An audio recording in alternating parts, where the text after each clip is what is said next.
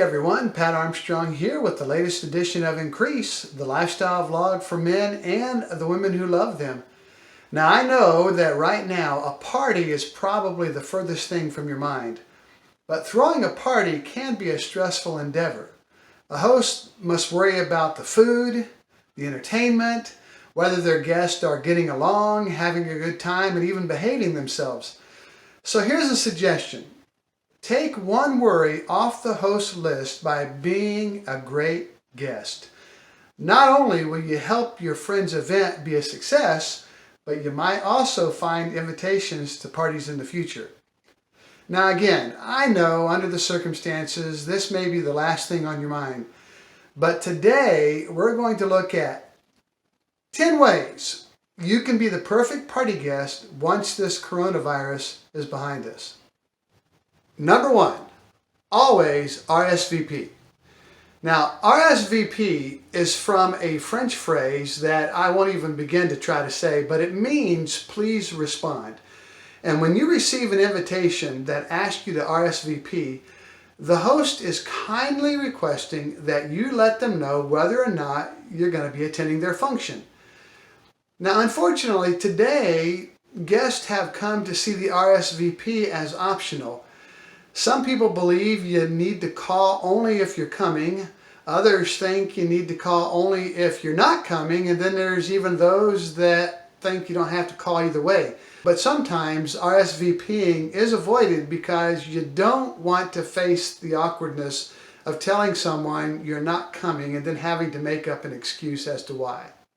But not RSVPing is rather rude. And the reason you must RSVP is that the host needs to know how to plan his or her party.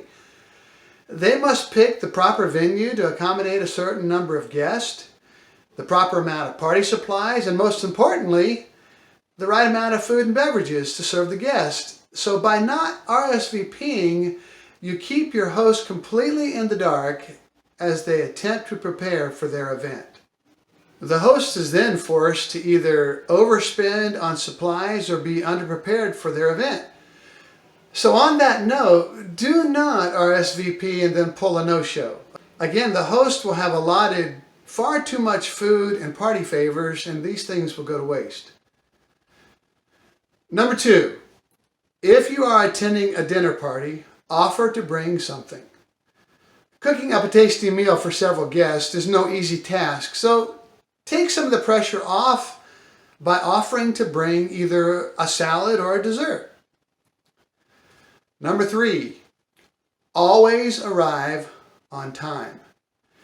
If you're 20 minutes late, you will significantly add to the cook's stress by having them worry not only about the taste of the food, but whether the food is getting cold.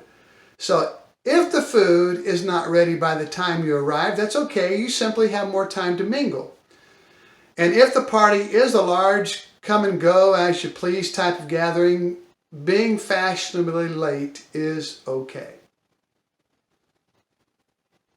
Number four, bring the phone number with you on the way over. If you happen to get lost or have an emergency, you will need to call the host to keep them notified. Don't keep the party waiting without any word from you. Number five, bring a gift for the host. Anything small, like a bottle of wine if they happen to drink, or a bouquet of flowers are excellent choices. This is particularly appropriate for dinner parties. Number six, come prepared for conversation. Don't be a party dud. On the way over, think of a few things that you can talk about. You know, maybe movies you've seen or funny stories from work. Maybe some interesting news about yourself or some of your mutual friends. Think about the host and the other guest. What are they interested in, and what kinds of questions can you ask them? And remember, you should almost always avoid controversial subjects such as politics and religion. So number seven, eat and drink responsibly. Now don't come to the party as a ravening wolf ready to devour anything and everything in sight. At a party in which hors d'oeuvres are being passed around, also don't put a ton on your plate. You'll look like a pig. And remember this, no double dipping. And finally, if alcohol is being served, be responsible.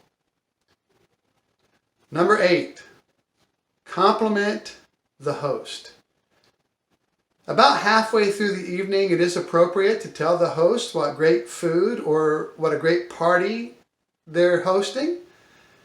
And then, of course, at the end of the evening, make sure that you compliment them as well. Number 9, don't overstay your welcome. The appropriate time to leave is something you just have to know. And you'll notice things will begin winding down and conversations will hit a lag. And at this point, it's okay to say, we've had a wonderful time tonight, but I think it's time that we should be going. And thank you very much for having us. And last, but definitely not least, number 10, write a thank you note. Within a few days of the party, always send a note of thanks to the host. So there you have it, 10 ways that you can be the perfect party guest. And if you like this video and you found it informative, please drop me a like down below and be sure to subscribe to my YouTube channel. Also, don't forget to ring the bell so you will automatically be notified when the next video is available. So thanks again for watching, and I'll see you in the next video.